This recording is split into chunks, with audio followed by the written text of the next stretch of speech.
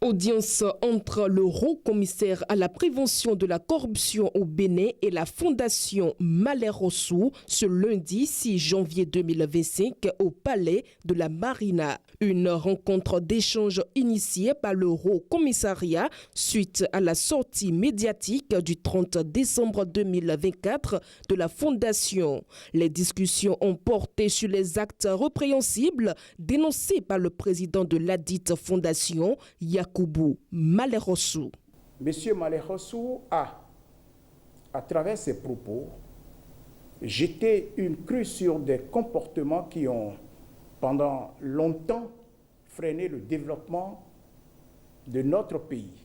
Les marchés publics, censés être un levier d'investissement et de progrès, ont été détournés par des comportements, des pratiques corruptives.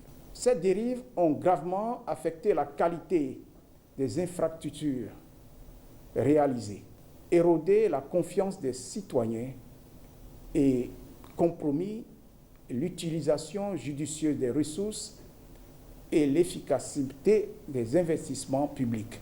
Lors de sa déclaration à la presse, le haut-commissaire Jacques Migan a fermement condamné ces actes observés au Bénin avant l'arrivée au pouvoir du chef de l'État Patrice Talon. Il a également réaffirmé son engagement à lutter contre la corruption au Bénin. Je tiens à réaffirmer avec force l'engagement du haut-commissariat à la prévention de la corruption à garantir la transparence, l'intégrité, l'équité et la bonne gouvernance dans tous les secteurs.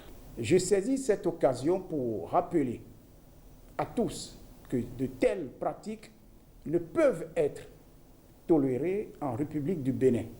Nous devons collectivement faire notre l'engagement ferme du chef de l'État pour la tolérance zéro contre la corruption.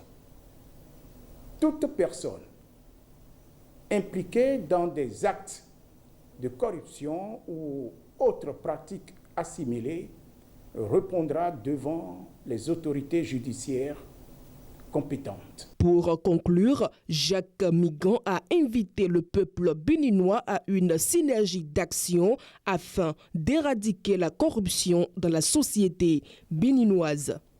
Je tiens également à exhorter tous les citoyens ainsi que les acteurs publics et privés à être des vigies de l'intégrité et à signaler toute tentative de corruption. La lutte contre ces fléaux est une responsabilité partagée et ne peut aboutir sans l'implication active de chaque Béninoise et chaque Béninois.